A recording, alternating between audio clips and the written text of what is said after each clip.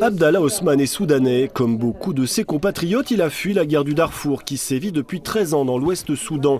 La traversée périlleuse depuis la Libye vers l'Europe, l'arrivée en Italie puis la France. Hébergé depuis 2 semaines à l'Arpège, il est venu exposer sa situation à la permanence juridique improvisée dans la résidence. Un dialogue facilité par la présence d'une interprète arabophone. J'ai exposé ma situation, mon envie de m'établir en France. L'avocate m'a longuement écouté, elle m'a réexpliqué mes droits, la procédure de Dublin, même si elle n'a pas le pouvoir de décider. Comme 25 de ses confrères du barreau de Grenoble, Florence Duvergier s'est portée volontaire pour assurer ces 2 heures de permanence gratuite. Aujourd'hui, ils n'ont pas d'informations sur la teneur de leur procédure, de est-ce qu'ils ont le droit de demander l'asile, est-ce qu'ils n'ont pas le droit, est-ce qu'ils doivent être renvoyés en Italie ou pas. Et tout ça, il faut qu'on leur explique parce que les informations, manifestement, passent pas très bien. Nous, on a du mal déjà à cause de la barrière de la langue, mais manifestement, ils n'ont pas beaucoup d'informations.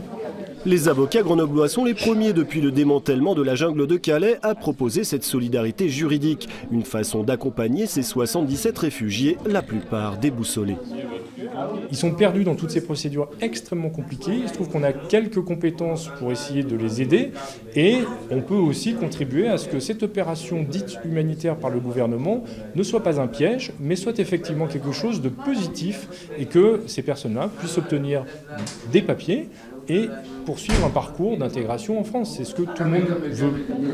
Hébergés sur le campus jusqu'en avril, ces demandeurs d'asile, la plupart africains et afghans, vont bénéficier des permanences juridiques jusqu'en décembre, mais aussi de cours de français dans les prochains jours.